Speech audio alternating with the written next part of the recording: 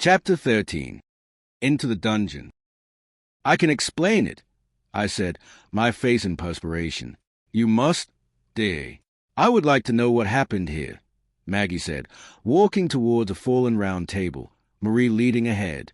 When Marie reached the table, she placed a lantern on the floor, bent down and with both of her hands, set the table right. Marie then placed the lantern on the table, settled into a chair, and Maggie soon joined her. With a deep breath, I started telling the truth. Mrs. Curtin, Marie, I lied about being separated from my parents. My parents are dead. I have come from the future with the help of a friend sorcerer on a mission. Marie's eyes were wide open with surprise, but Maggie held her composure.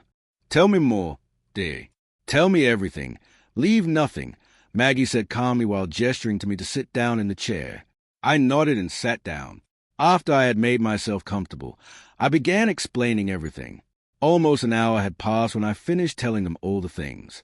So, you are saying that you are under a curse and you are here to lift it? Marie asked confusedly. Yes, that's true, I replied. Due to the curse, you were assailed by two creatures from your imagination here in the front room. Maggie asked. Yes, Mrs. Curtin. You can even see the blood of those creatures that splattered on me when I killed them. I said. What blood? I see nothing, Marie said. What are you talking about? It's all over my face. See? I said, touching my cheek. What? I said with surprise when my finger that had just touched my bloody cheek came clean. I then looked down at my shirt and the sheet of the settee. Where did all the blood go? It was on my face, shirt, and on the bedsheet. I asked myself, you said the creatures were manifestations of your imagination. In that case, their blood was a part of your imagination, too. With them gone, the blood is gone as well, Maggie explained. Maybe you're right. I agreed. I then also explained to them about my enchanted knife. After a moment of silence, Marie said, So, what is your plan, Frank? I mean, how will you stop the curse? I have been thinking of making contact with King Chan and warn him in person about the curse, I said. Warn him in person? Oh, you won't be allowed to even pass the main gate, let alone enter the castle and meet the king in person, Marie said. Marie is right, dear. The king's soldiers are everywhere, guarding the castle. Going in will be a bit of a problem, Maggie said. I will try to persuade the guards that the message that I carry is very important and needs to be delivered to the king at once, I said. I don't think they will listen, dear, especially from a child, Maggie said, shaking her head. They must. I don't have any other choice, I said, slamming my fist on the table lightly. For a few seconds, nobody spoke.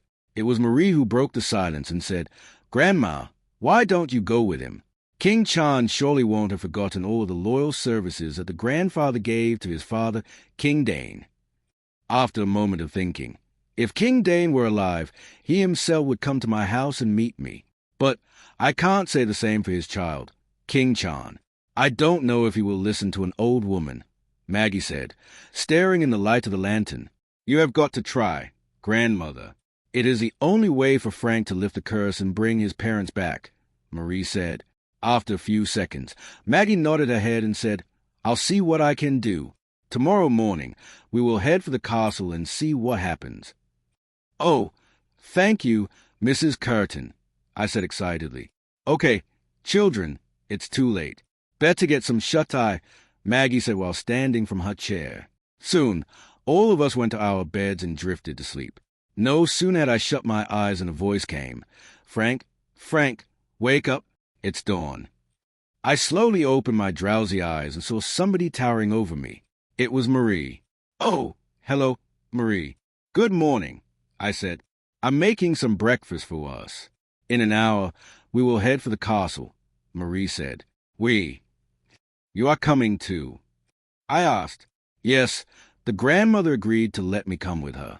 I would like to see how things play out, Marie said and hurried back to the kitchen. My body felt stiff from sleep, so I got up from the settee and went outside the house through the front door to stretch my legs a bit.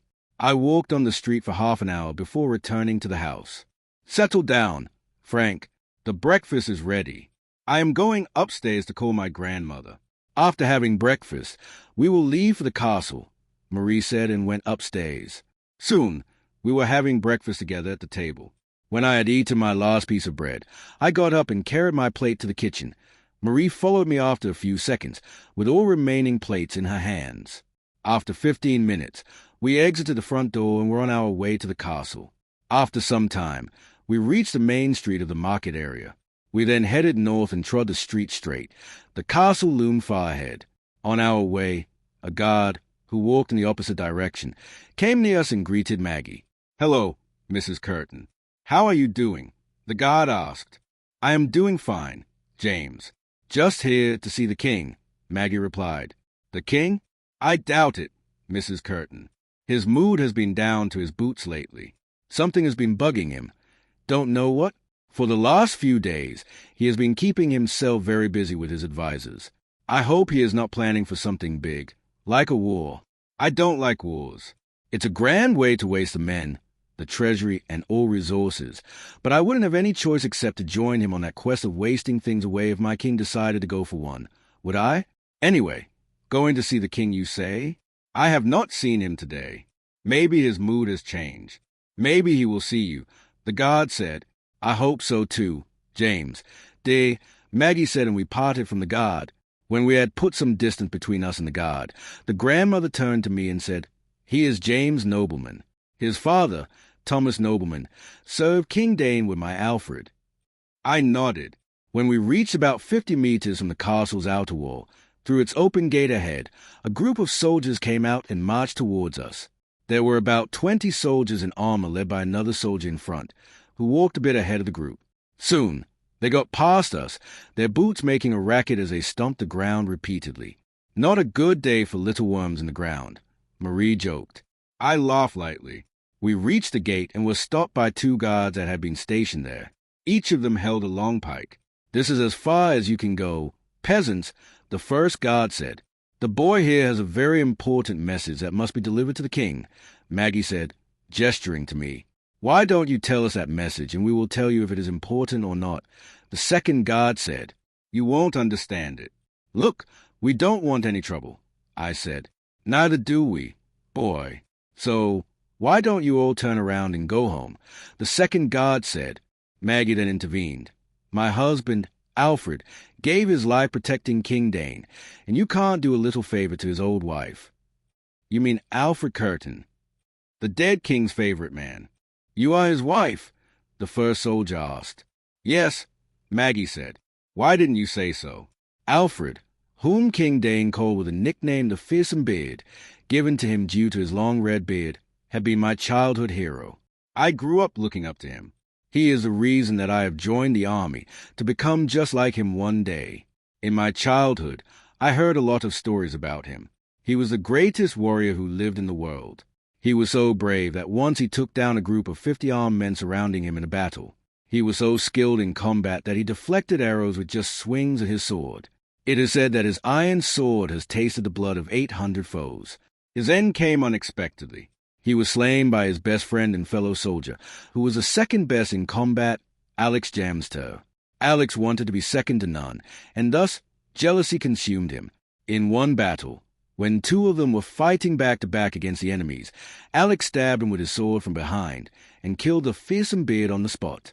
After the victory of that battle, when the news of the assassination of his favorite man reached King Dane's ear, the king sentenced Alex to the death penalty. The next morning, Alex was hung.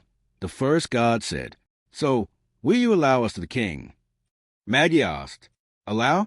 I will escort you to the king by myself. But I'm not sure if he is in the mood of visiting village people," the first guard said. The second guard pulled the first guard aside and told him in a low voice. He was not good at that, and I heard all that he said. "What are you doing, John? We can't let them in. Have you forgotten the orders of King Chan? The king explicitly said not to bother him with anybody unless the king himself summons him to see." The second guard said, "Do you know who she is? She is the wife of the Fearsome Beard. After all that the man did for our dead king, we can at least do this tiny thing for him," John said, moving away from the second guard and whistling within the gate. "Hey, Bill, over here," John called out. In a few seconds, another guard appeared. "Bill, I need you to take my position for a few minutes." "I'm taking these folks to see the king," John said. "Who are they?" Bill asked. The woman is the wife of Alfred Curtin, John replied. Alfred Curtin. You mean the fearsome beard? Bill asked. Yes, John replied. Greetings, your reverence. Bill greeted Maggie with a bow. See, Mike, everybody knows and has respect for the fearsome beard, except you. John turned to Mike and said, Let's go then, folks, John said, and we entered the gate. The castle lay a few minutes' walk ahead. The path that joined the gate, which we had just passed through, and the castle was made from stone. It was wide and tidy. At regular intervals stood a pair of guards at both sides of the stony path. The ground inside was covered with mown grass. On both sides stood massive weapons. Those are trebuchets, and those are catapults. Those things behind are crossbows. John pointed to the weapons and explained. All of them are powerful ranged weapons. More is there at the back of the castle. With them, the castle's well defended. John said, At last, we reached the castle. We went through a giant doorway. We were now walking through the great hall. It was big. At each side and corner stood a guard. Ahead of us, there were 2 flights of stone steps, which started at different places but rose in opposite curves to meet at the same place above. On our left, there were 2 doors and 3 on our right. That's in the memory of King Dane, John said, pointing at the statue chisel from a stone that lay in the middle of the hall. The statue was twice the size of a normal man. John led us to one of those curving steps. When we reached the top of the steps, we stood on a structure which projected from the wall. I looked back and saw that the whole great hall was visible from up there. Ahead of us in the wall lay another door, which was guarded by a pair of guards. After going through that, we passed through many doors and climbed another 2 flights of steps before reaching the door of the king's meeting chamber. The door was closed. Whatever is being discussed in there must be very secret. I thought. Stay here, John said, and opened the door. He then entered the chamber and closed the door behind him. After a few minutes, the door opened. John came out and said, After some great persuasion, the king will see you now. I will wait for you here outside the door and will take you back to the outer gate when you have finished. Thank you, son, Maggie said, and we entered the chamber. Ahead of us, there was a long, oblong, empty table with 24 chairs surrounding it. A special throne-like chair lay at the head of the table. 4 of the normal chairs were occupied with 3 men and a woman, whom I presumed to be the king's advisers. On the head chair sat the king. No guard stood in the chamber, suggesting a secret conversation was going on between the king and his advisers. The discussion had stopped, and all of them were staring at us in silence. After taking a few paces from the door, we stopped, and all 3 of us bowed to the king. The king stood up from his chair and signaled us to take a seat. We obeyed and settled down on the chairs not too far from the king. 2 of the advisers sat next to us on the right, while the rest sat in the chairs before them. All 3 of the men looked as old as my dad. One of them was bald. The woman looked a bit old but younger than Maggie, her hair hoary. She must be the senior adviser of the king, I thought. My loyal advisers, I would like to introduce you to Maggie Curtin, the wife of Alfred Curtin, whom you know well with the nickname of the fearsome beard, the king said. With that, all the advisers stood up and bowed to Maggie. The woman said, Your husband's services to our late King Dane are non-repayable. There will be no warrior like him again. His combat skills were unmatched. It is an absolute tragedy that his end came the way it did. The king then introduced us to his advisers. This is Marigold Panamas, my economic advisor, Sir William Hesam, my military advisor, George Corvette, advisor of the trade, and Leonardo Westcott, my foreteller, who can predict the future. After that, all of the advisers took their seats. So, what brings you to my door, Mrs. Curtin? The guard said the boy had a very important message for me. The king asked. Before Maggie could reply, I spoke. My lord, I carry a very important message, and you must heed that. The king nodded and said, What is it, boy? I have come from a land of Kenero. I said, Kenero? You have come from a very far way, boy, to visit me. Where do you exactly live in Kenero? The king asked. On the Yellow Lotus, I said. No sooner had I revealed the place of my dwelling than the eyes of all the advisers, including the king, widened with surprise. The Yellow Lotus. But nobody lives there. That piece of land is restricted due to the lack of its ownership, the king said. Nobody lives on the Yellow Lotus now, But in the future, my house lies exactly in the middle of it. In the future, King Razum owns all of Kenero, including the Yellow Lotus, I said. The future? The king and all of his advisors laughed. So, boy, you are saying that you have come from the future, the king asked mockingly. I felt insulted and, without thinking of how they would react, I delivered the main message. My lord, you must not go to war with King Juye for the ownership of the Yellow Lotus. At the end of the battle, King Juye would order her sorceress to put a terrible curse on the Yellow Lotus. After the victory of the battle, you would become so obsessed with that rich land that you would spend the next 2 days far away from your castle in a luxurious tent situated on it, and watch the gold and silver being dug out. But on the second day, the curse would activate as soon as you lay your hands on the accursed gold and silver. Soon after that, you and anyone who would have touched the accursed luxury would die out of madness, and the Yellow Lotus would become kingless again. For years, the Yellow Lotus would stay as a free land without any monarch to rule it, until King Razim, a descendant of the dead King Juye and the ruler of Kenero, claims it in his possession in the future without any resistance. Hearing that, the king rose to his feet, his face boiling with anger. How do you know about the battle that we have been thinking about for the Yellow Lotus? Only I and my 4 advisors here know of this knowledge. Have you been spying on us, boy? Are you a spy sent by King Juye? The king fired a barrage of questions at me. I stood up on my feet, but my face, unlike that of the king, was filled with concern. My lord, I've not spied on you. I possess knowledge from history. I've come from the future, remember? I said, It's nonsense. You must be a spy, the king said angrily. If I were a spy, wouldn't I have hidden my identity and kept away from you? If I were a spy, would I have told you all of this? I asked, Firstly, King Juye sent you, a May boy, so that nobody would suspect you. Secondly, on behalf of Juye, you are trying to scare me away with your puny, made-up story to change my mind over a decision of going to war against your king for the ownership of the Yellow Lotus. What a pathetic attempt from your king, the king said. The king turned to his advisers and ordered, Call the guards. Leonardo stood up from his chair and strode out of the chamber. In a few seconds, he returned, but this time he was not alone. With him walked 2 guards. One of them was John. When 2 of the guards reached us, the king ordered, Seize a boy for the crime of espionage and lock him into the dungeon. When a guard got hold of me, Marie yelled, He is not a criminal. Silence!